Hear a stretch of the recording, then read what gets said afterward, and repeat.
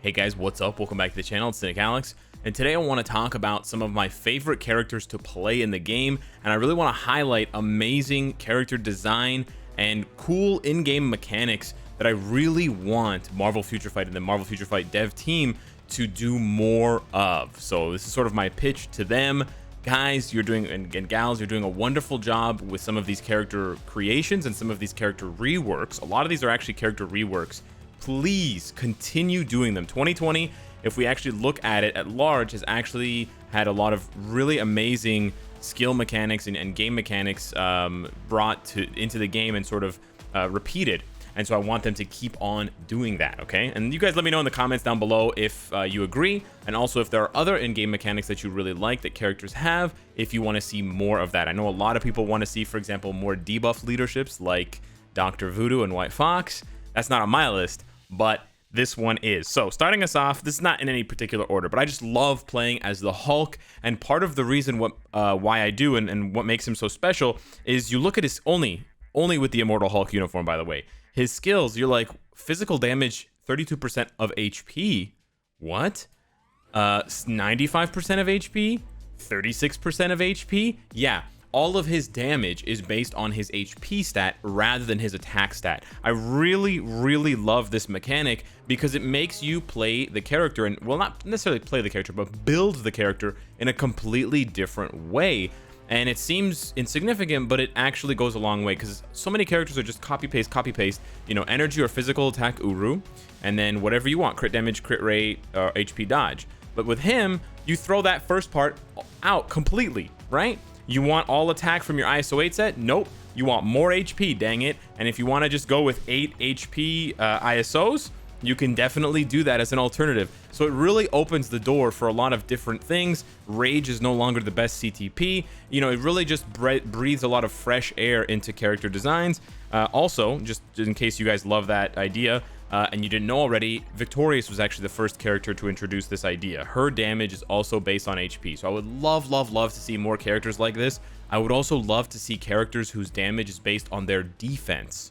This is something that they sort of do in King of Fighters All-Star, but take someone like Thing, for example, or Juggernaut. Their offense is sort of their defense, and how tanky they are, and how many hits they can take, how hard their skin is, to the point where you actually will take damage by hitting them, right? Like, you know, maybe not Spider-Man, but someone a little bit less, with a little bit less stamina or whatever, punches Juggernaut and cracks their hand or dislocates their wrist or whatever. So I would love to see a character like Thing where his damage is based on his physical defense, or maybe a combination of his physical defense and his energy defense combined. So suddenly, energy defense and physical defense Urus are not bad.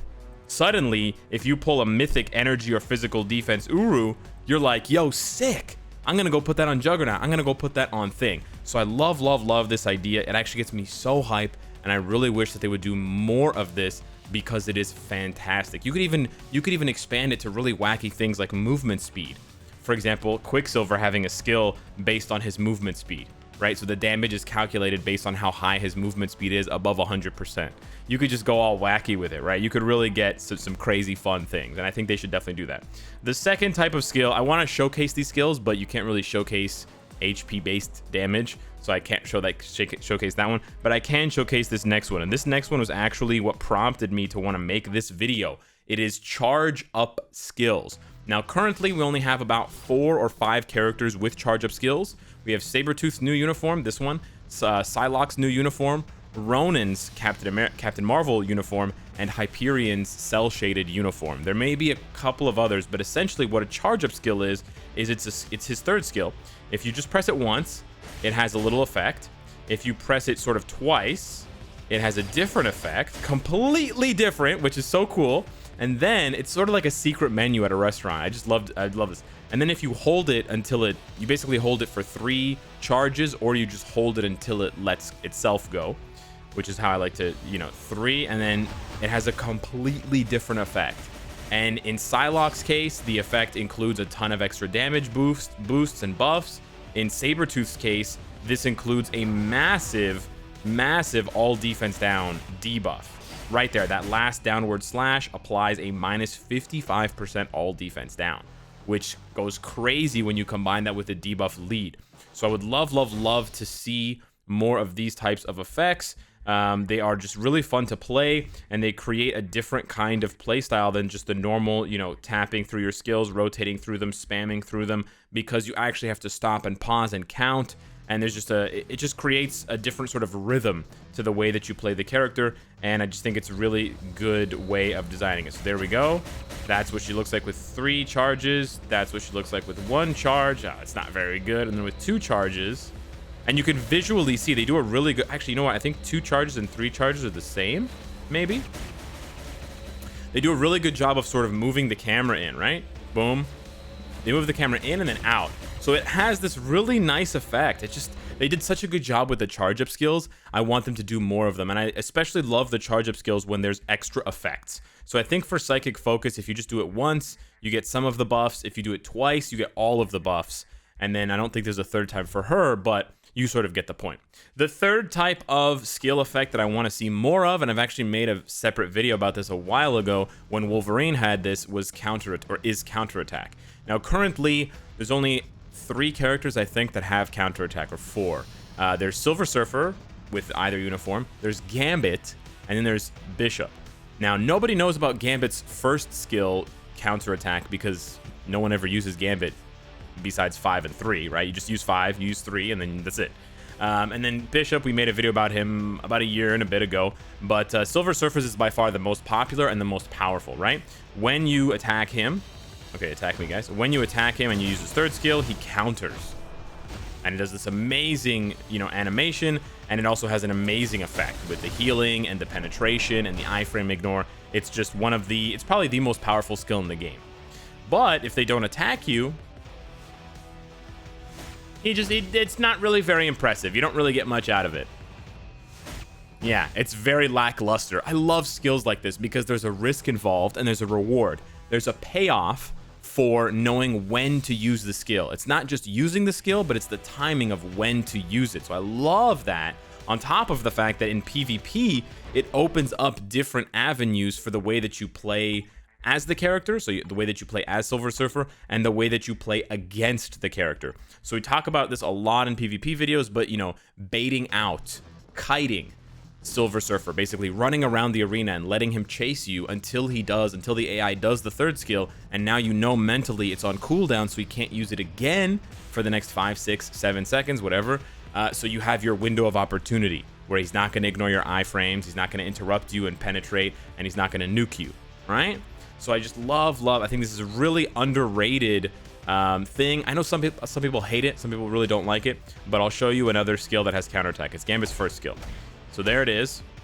It's just regular damage, but then when you turn the AI on, they start attacking.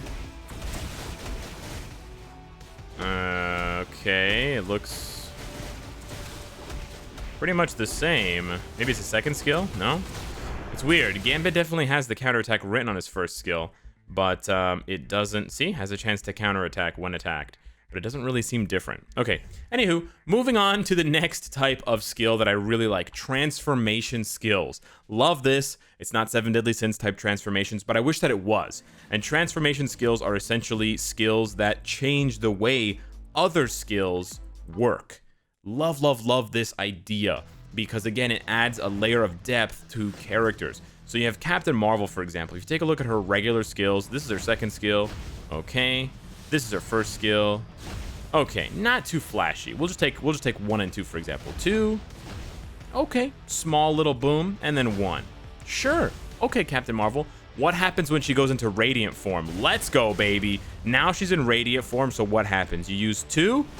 Look at this massive explosion everywhere. What about 1? Boom, boom, massive triple explosions. And this goes for all of her skills. And it's not just a visual difference. You're going to get more hits, you're going to get more damage. The damage typing also changes. So this is the really interesting thing. Her fourth skill, for example, I believe that it's like half physical, half energy damage, and you can test this out against Proxima. Same thing with her third skill. So if you don't use her Radiant form, if you don't use Radiant form, you can actually do damage to Proxima. But once you do Radiant form and she's got that energy flowing on the fists, now it's all energy damage. So now she doesn't do any damage to Proxima. On the flip side, she'll do more damage to Cull Obsidian because he has lower energy defense when she's in Radiant form versus out of Radiant form. So there's actually quite a lot of characters that have this transformation where you press a skill and so they sort of undergo this type of change. Now there's a lot of characters that just get like a buff effect. I'm not really talking about the buff effect. I'm talking about actually having changes to the skills to the point where you can see differences, not only visually, but also in terms of what they do. So you have a character like, as soon as I can find him, Red Skull is another really great example of this. If you use his regular 4th skill, it's pretty good, right? It's pretty good. Now you use his skill here to tap into the Cosmic Cube, and oh, look at this. He's flying around, he's double fisting laser beams. This is so cool, right? And he's glowing blue. It's very obvious. You got the visual indicator, but you've also got the payoff. See? Back to the other one, it's just one-handed. You can't move around with the joystick, right? So I love these transformation skills. You have Dazzler's new 3rd skill. Dazzler's 3rd skill is awesome because it will transform her ability. So rather than her 1st skill, or 5th skill, excuse me, just being her, if you tap into the disco, and then you use 5, now you get 3 copies of you get like 5 copies of Dazzler, actually, never mind. You get many copies of Dazzler. Dazzler summons a whole army of Dazzlers to the party. Likewise with her 4th skill, it's just regular spin and this kind of thing here with a little beam, right? But now when you do the 3rd skill, Disco Ball, and then you use the 4th skill, you get the same rainbow, but now you get 1, 2, 3, 4, boom! It literally quadruples the number of beams, and it gives you way more hits. I absolutely love this. There's sort of a slight difference to this kind of transformation skill, which involves summons. Now, Iceman has it, Sentinel has it, and I believe Rescue has it. It's when you summon the clones, right? The clones will just do regular auto attacks. You can see here, they're just auto attacking. And then when you do another skill, so for example, 2, they follow you. I love this. It's sort of like a transformation skill. It's not quite the same, but it's similar. I absolutely love this. Guard up, boys. Shield up, boys. Shield up. Jump. Shield up. Jump into the air. Yeah. It looks so cool. It's like they're following you. So I absolutely love transformation skills. I really want them to make more of those with more characters. But I would also love to see transformation skills kind of like Magic's transformation, where the character actually undergoes a physical transformation. So I can't really think of anyone off the top of my head that would be a very good candidate for this that we don't already have in the game. Oh, you know what? Sentry. It would be so amazing. It would be so amazing if Sentry, when he did his 5th skill, he transformed into the Void. How? And then he was in the Void for like 10 or 15 seconds. How sick would that be? And then his other skills all changed. That would be incredible. It would be so good. Or like Red She-Hulk transforms into the Harpy version, right? So here we have Magic, and she actually transforms during the 5th skill, right? She transforms back at the end, but you could see that transformation, right? And then I picked Magic in specific because this is the last one that I really like. So we had damage based on HP or based on defense, stuff like that. Charge up skills. We had counter attack skills, and then we had transformation skills. The last one, the last sort of design, character design, mechanic design that I really love is cooldown reset skills. Love this. So normally you have a regular cooldown of like whatever, 5 seconds or so, 6 seconds on Phoenix Fire Slash, right? So even if you have max skill cooldown, that's still 3-second cooldown. However, when you use her 4th skill, what you've done now is you've given yourself a buff right there, the mixed magic buff. Now you can charge this thing up as fast as you want. The cooldown resets to 1 second for the next 13 seconds. So you can just sit there in Shadowland or in World Boss spamming her 1st skill over and over and over and over and over again. I love this. I love this. Cooldown time of skill Phoenix Fire Slash set to 1 second for the next 15 seconds. I love this. Again, completely changes the way that you play the character under certain circumstances, changes the way that you approach fighting against the character. You know, for example, Doctor Strange, he's not so tough, right? Doctor Strange doing his 1st skill, 2nd skill, 3rd skill, 4th skill. It's not so bad. He's not so strong, right? Why do I need a phone that doesn't lag to play as Doctor Strange? What's Alex talking about? Well, when you do Sorcerer Supreme, he sets the cooldown of all his skills to 1 second. You guys know what it is, right? Doctor Strange has been in the game for like 5 years. So this, or 4 years. So this is insane.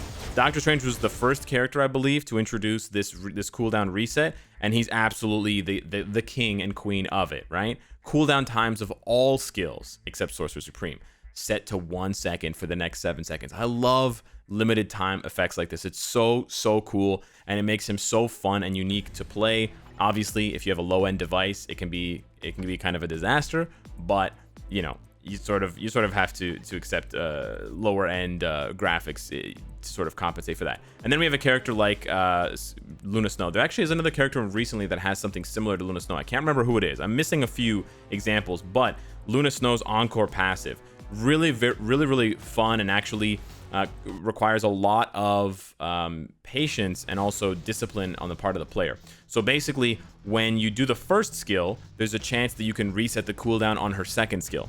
And then when you do the third skill, there's a chance that you can reset the cooldown on the first skill. So what that means is you never want to do 3 before 1. And you never want to do 1 before 2. Because, for example, if you do 1 and then 2, there's no chance for you to reset the cooldown on 2. But if you do 2 and then 1, there's a chance for you to reset the cooldown on 2 and be able to do it again, right? Likewise, if you do 1 and then 3, there's a chance that you reset the cooldown on 1. There it is. We just reset the cooldown on 1, and then for 2 into 1, there it is. We reset the cooldown on 2, right? So you sort of have to remember that, and you have to memorize that, and then that helps you get way more skills out of her in a set time, right? So me playing, you know, a player that knows how to play Luna and can remember that, can end up casting the first skill, the second skill, well, not the third skill, but the first skill and the second skill a lot more often, right? Because every time that 3 resets 1, it gives you an extra chance for 1 to reset 2. So it's got this nice sort of chaining effect, but it's not too overpowered. It could be if 2 could reset 3, then you could end up in an endless loop a la Doctor Strange. That would be cool, Dormammu, don't you think? So anyways, those were my 5 skill effects and like sort of game mechanic, character design mechanic features that I really love in Marvel Future Fight, and I really want to see more of. Hit me up in the comments down below. Let me know which you would like to see more of in terms of game mechanics, character design, and yeah, let's maybe get the devs to you know, put a bit more of this into the game. Thank you so much for watching, and I'll see you in the next one. Take care.